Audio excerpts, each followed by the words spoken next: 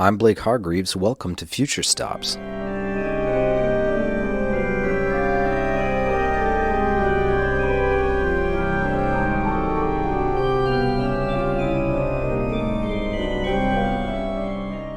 You're hearing a recording of a recent performance by John Kameel Farah, one of three guests today on another edition of our series Organ Plus, where we profile artists and performers expanding existing contexts for the organ and creating new ones. Today we'll speak with a composer whose work takes the organ through multiple time periods and cultural histories, and another who built a pipe organ unlike anything we've ever seen. But first, Thomas Mellan is a composer and the newly minted organist at St. Cecilia's Church in Boston, Massachusetts. His latest project breaks the mold of what we expect from a congregational player and connects back to his love of the electric guitar. I started playing organ pretty late when I was 12, and I started composing when I was 10 or 11. But before that, I played electric guitar. And if you'd asked me when I was 10 or 11 what I wanted to be, I probably would have wanted to be Steve Vai or Eddie Van Halen. And I discovered the organ when I heard Louis Vierne play some Bach in an old recording from the 30s, and thought it was the most metal thing I'd ever heard. And I decided to play organ. Well, I started playing classical guitar so I could play the Bach violin sonatas.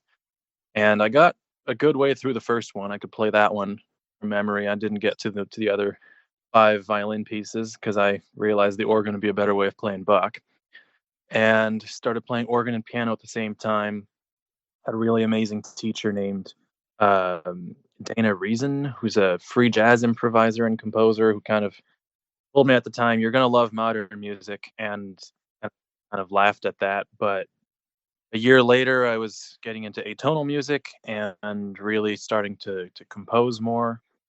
And I started really getting into Guillau's organ music and the orchestral music of Boulez and Stockhausen and Xenakis. And those 4 composers are the reason that I decided to pursue music, actually as a profession and more than just a hobby, as a lifestyle, if you will. And so I dug as deep and as fast as I could to really immerse myself in what the instrument can do and its history and the people who've written for it and basically what its limits are. And early on, kind of approaching it as a composer first, I was struck by how little has really been done since its invention to push its limits, and its limits of organ technique, but also the limits of organ sonority and basically, the limits of playing the organ as a performer. Mellan has a unique ability to see beyond genre, making connections between wildly divergent musical approaches, and his drive to push the limits of organ technique is informed by his latest obsession, the Swedish extreme metal band Meshuggah. I feel like I'm trying to be a keystone between different worlds, because I feel like if you hear some sagas of Jean Guillou, or if you hear some orchestra pieces by Xenakis, or even some orchestra pieces by Schoenberg and especially Stravinsky and all that, and even the way that Webern approaches atonal writing, both pre and post serial, really very academic classical music like that, ends up on the page looking a lot like some things that an extreme tech metal band like Meshuggah would end up playing. Especially with how Meshuggah deals with rhythm, you could really analyze it in the same way that you analyze some neoclassical Stravinsky. And likewise, when you hear Meshuggah, it's so they're so close, and I would love to be that keystone that connects those styles. But that's a whole nother discussion of, I went to a school at USC as a composer where genre was a big way of teaching music, and to me it felt so divisive to kind of genre's outdated, it feels like, because when you keep putting boxes around things, the boxes get smaller and smaller and smaller. It's kind of like a Fibonacci sequence going down. The numbers just get smaller and smaller and smaller, and they get more and more irrelevant, and the golden mean gets less and less obvious. It feels that way with genre right now, and so what I'm trying to do is kind of blow that all up, at least, privately in my music. It's not like I'm going out and giving speeches about this, but on with my little pencil and paper, try and see what I can do to combine these styles. And so my organ music's gotten much more aggressive and harder to play in a more rhythmic way. And of course, Chopin and all these other influences come in there. But yeah, definitely electric guitar, big part of how I think about music and a big part of how I see the organ as well. Well, it has the similarity of where all the notes and scale, everything's sort of displayed the way it is on a keyboard, on a fretboard. It's very similar. For me, the two biggest similarities between the electric guitar and the organ is that they're the only two instruments that I can think of off the top of my mind that don't use the player's physical energy to create sound. And so that then, you if you you know what I mean, like the sound of an electric guitar is dictated by pickups, the amps, the pedals, all that, in the same way that an organ console works, where if you hit the organ key harder or softer, it doesn't really do much. So there's a big similarity there, and harpsichord's also a big part of. I love playing harpsichord. My last job in LA was as a harpsichord technician, which was more of a way that I could practice harpsichord. But and the harpsichord is just a big giant guitar laid flat with a keyboard, and so there's a big link between keyboard music and lute/guitar music that's always interesting. So Having broken down the barriers between these various instruments in his study, Milan found himself in a quest to expand what is technically possible on the organ, leading him to the famous 3 sets of piano etudes by the Polish composer Chopin, written in the 1930s. These etudes, or study pieces, are considered a breakthrough in what was possible on the piano, and serve to feed Milan's obsession with expanding his organ technique. the Etudes, I have a funny relationship with that whole idea because, in retrospect, it's very much, it comes from a feeling of never being enough. I always want to. It's kind of an ego trip, where you're like, I need to be more, I need to be better. I'm never. It's at the same time an ego trip and also a total lack of self confidence. Of I won't be good until I play that piece, and until I played at this tempo. And so, is it healthy? No, definitely have work to do, but it's also it's also when it comes to anxiety and stage fright and stuff, there's a certain control and safety that you have when you've been playing. I don't know, the Opus 10 number 1 of Chopin, those arpeggios and tenths, that there's really no other piece like it. And no other piece that uses that technique in such a, in your face, we're going to do that and only that for 2 minutes kind of way. And to go through that and to really obsess over it and to really make sure that, my fourth finger is really transferring the weight over to my fifth, and that my wrist is this and that. And can I do it in all these weird ways that Chopin has it up and down the keyboard?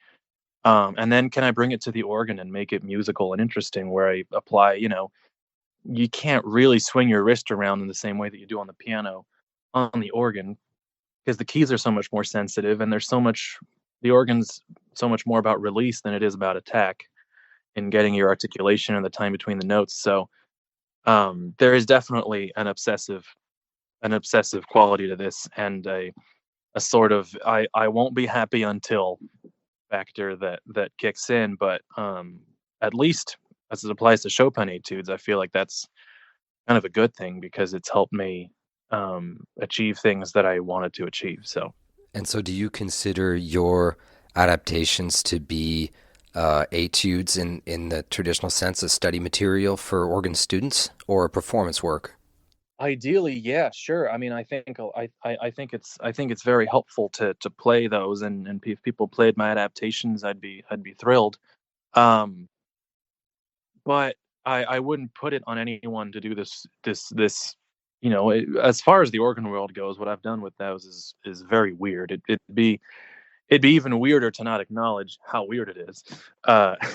To spend a year playing this ridiculous piano music that has pedal markings and arpeggios that go way off the span of the keyboard, um, on the organ. It's very strange. But yes, Cameron Carpenter, who's a very good friend of mine, Cameron did say that for him the key to getting really great keyboard technique is to play Bach and Chopin. And I think that applies as an organist. And in fact, if you open the Dupré treatise on improvisation, the first few paragraphs are, put this book down if you haven't played all the Etudes of Chopin and Liszt. And he doesn't say on the organ, but personally, I found that playing them on the organ has been really fun and really helpful.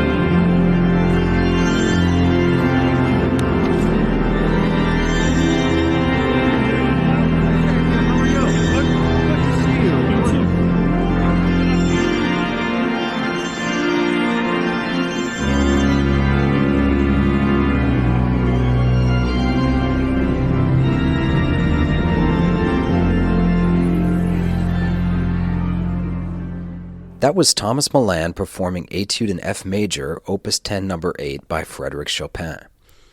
Now we turn to a performer from Japan who supports his own voice in performances with a pipe organ that has no keyboard, which he built and designed himself.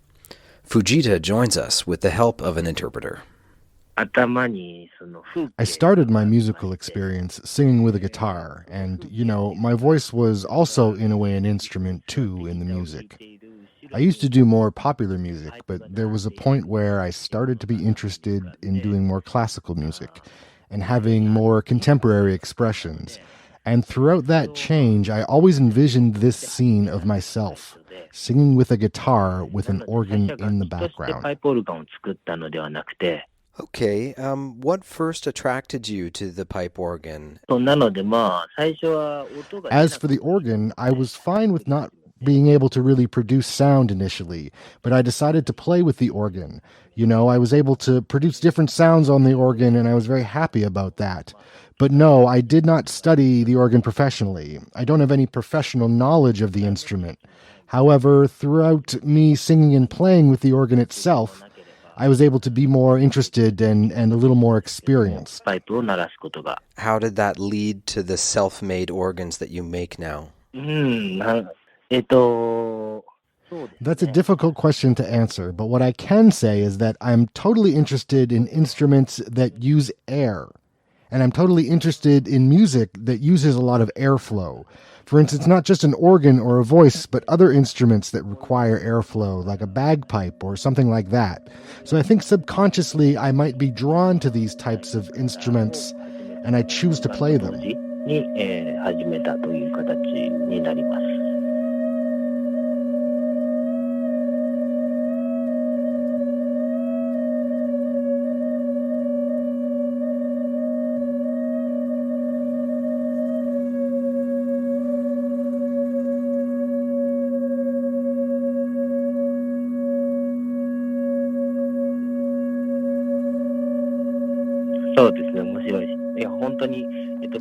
The way it works is the same as a regular organ in the sense that there is a place for the air entry, and there is a bag that accumulates that air and pushes it into the pipes that produce sound. And there are 11 pipes that make different sounds, all working the same way. And why and how do you incorporate your voice into the music with this organ? My voice has always been an instrument, that is, at the core of my music. So ever since I started working with the organ and started doing music with it, I sort of experimented with what kind of voice matches best with the sound of an organ. So maybe there is not necessarily a particular reason why I started incorporating voice into the organ sound.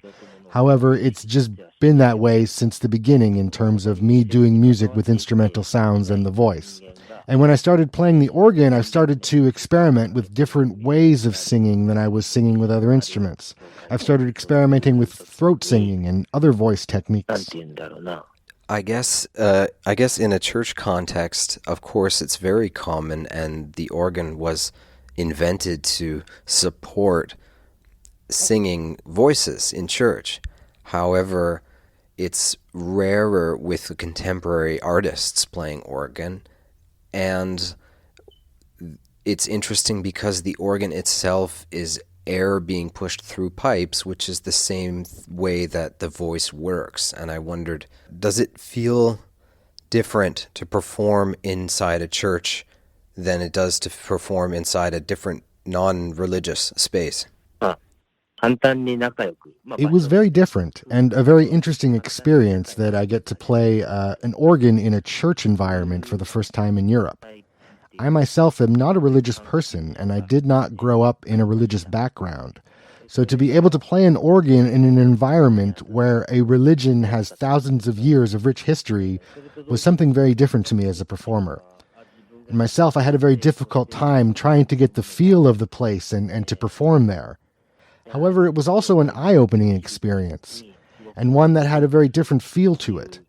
It's very difficult to articulate with words how different it was, but long story short, it was a very unique experience playing an organ in a religious setting like a church versus playing it in a non-religious environment.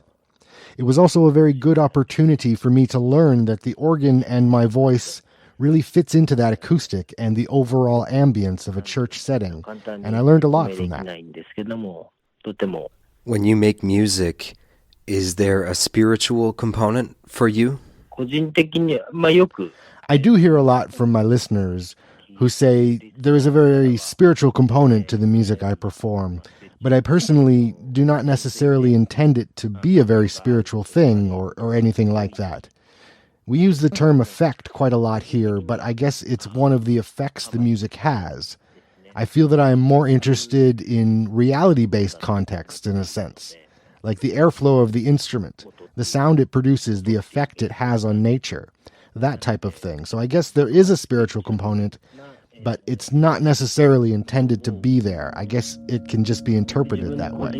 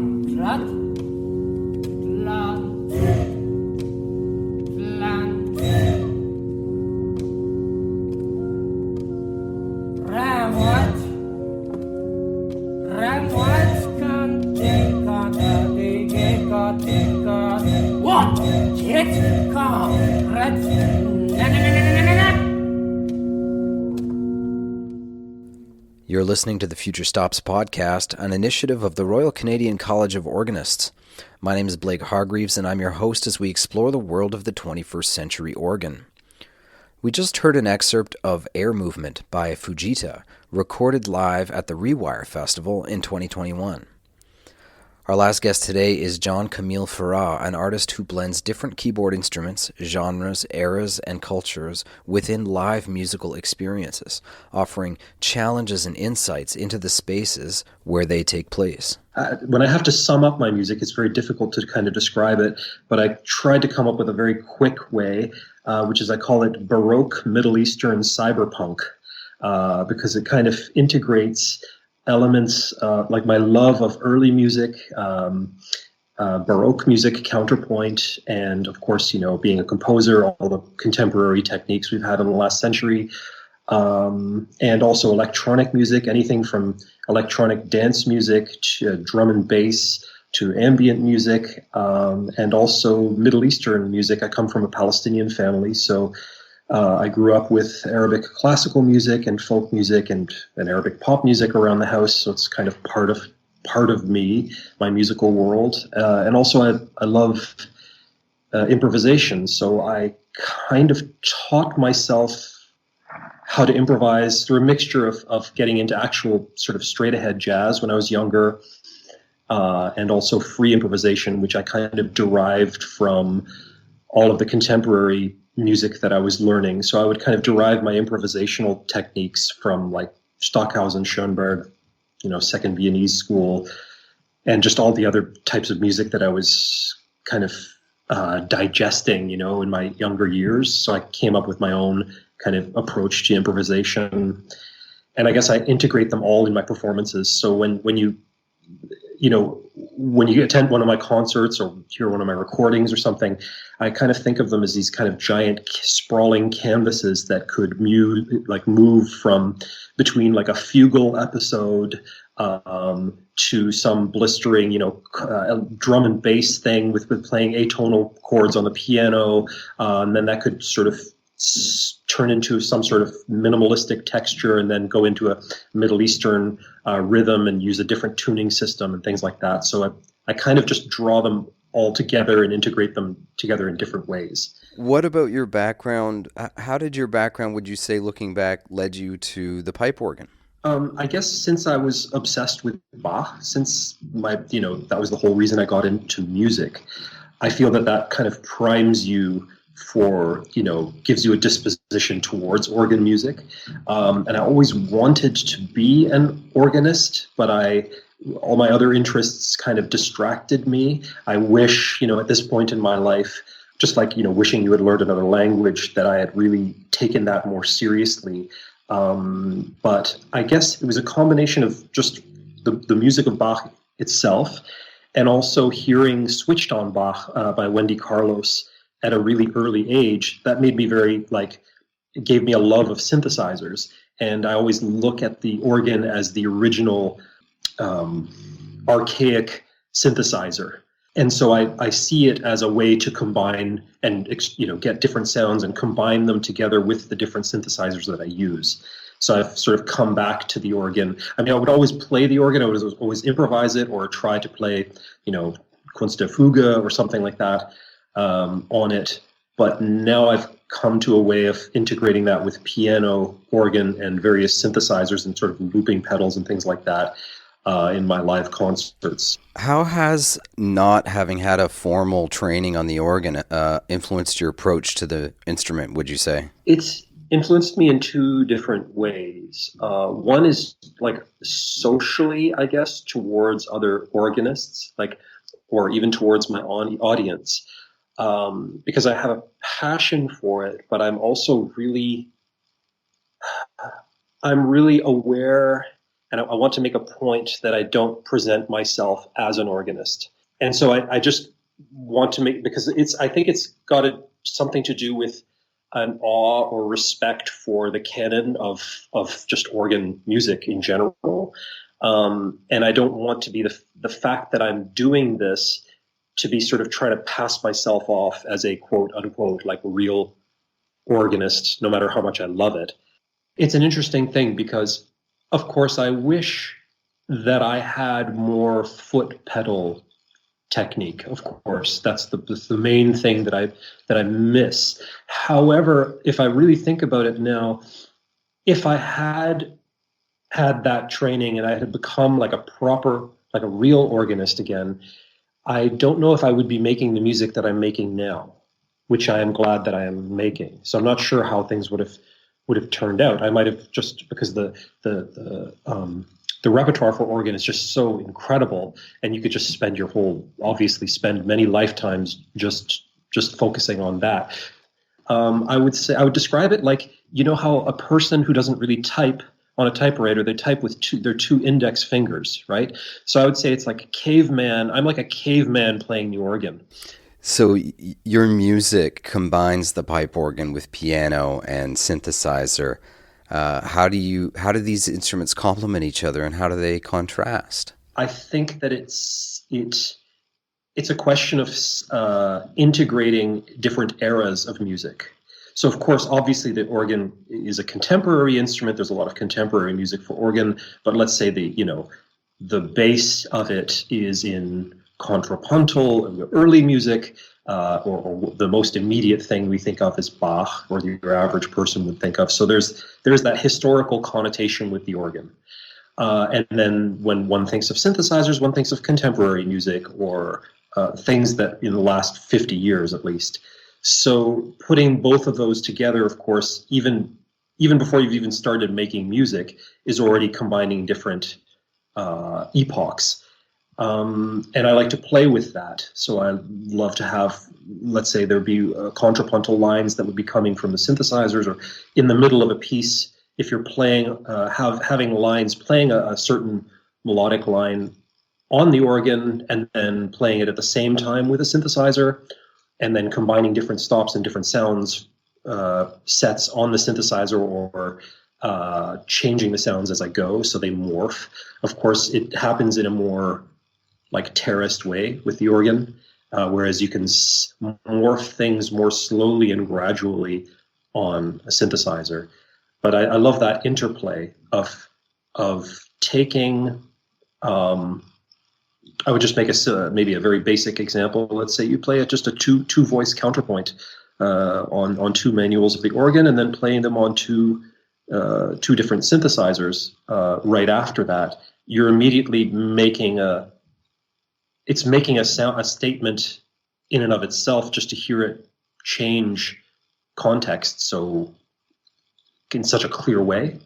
So sometimes I also even loop the organ. So I also set up some microphones, just a stereo pair before I play each concert. I will do that, and then I will play certain lines on the organ and then loop them through the computer. Or I will even do it in real time. I'll actually just play something and then be filtering it through effects and delays and various types of distortion and things like that so it's actually you're distorting the sound of the organ in real time. And so that the audience gets a feeling of that it's not just these separate instruments that they're hearing. They're actually hearing the organ sort of from its source. So they're hearing the direct sound from the pipes. And then they're also hearing this filtered kind of after effect of the organ, of these strange effects coming from it that are making it kind of bleed into the world of synthesizers and electronics. So that's kind of like almost the artist smudging the charcoal on the page to make things not so separated. You incorporate Middle Eastern music and rhythms, style, phrasing into your music. And you play it on the pipe organ, which is a very Western instrument. And what do you feel like that generates? Making Middle Eastern music or Arabic music and Western music live together is a very kind of tricky. It's a delicate thing, because I'm not so crazy about it when I hear it, and I try I approach it in like a really idiosyncratic way. And I kind of don't look at it as just sort of mixing East and West together or something. That's a bit of a cliche in my mind. But believe it or not, it actually more stems from this deep interest that I have in ancient history.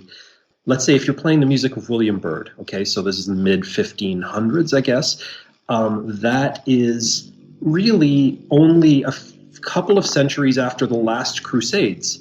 So it wasn't such ancient history, it was a little bit more relevant. So therefore, I look at that, if I'm playing early music, I am much more liberal with my ornamentation, and I can even integrate a Middle Eastern sense of ornamentation into my playing of William Byrd.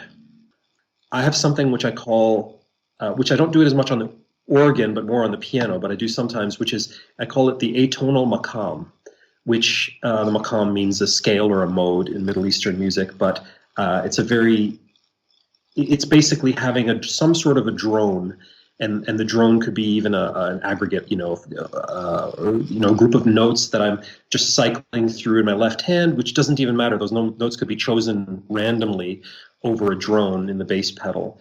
And I sort of slowly uncover with my right hand an asymmetrical scale that'll cover over several octaves, and it sort of reveals itself going up to the top of the higher registers, almost like a staircase made of uneven steps, non-repeating.